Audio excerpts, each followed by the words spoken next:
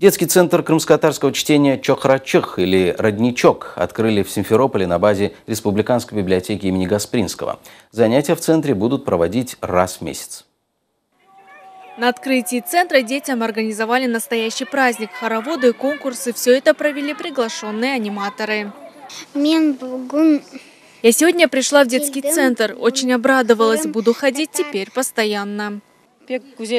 Я очень рада, что открылся такой центр. Участие в таких мероприятиях полезно для детей, потому что они изучают родной язык, слушают преподавателей, писателей. И я буду приводить сюда своих детей. Новый центр торжественно открыли работники библиотеки имени Гаспринского Министерства образования и науки Республики Крым. По словам министра образования Натальи Гончаровой, задача центра – с малых лет прививать детям любовь к книге и чтению на родном языке. Это прежде всего возрождение чтения на родном крымско-татарском языке. Это возможность привести сюда ребенка, познакомиться навыками чтения, с новыми книгами, с просто книгами, с языком, с носителями языка. И очень рада тому, что библиотека сотрудничает с Крымским инженерно-педагогическим университетом, то есть влияние и вливание молодых педагогов здесь присутствует.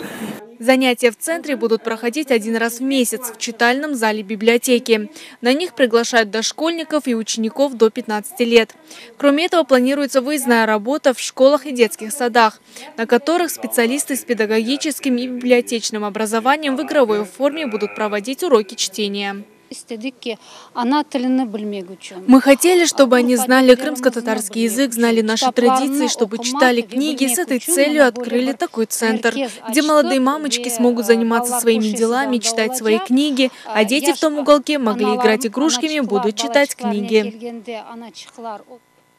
Этот центр будет не единственным. Планируется открытие и в других городах и районах полуострова. Ильмаз Ибрамова, Нариман Меджидов, Заман, АТР.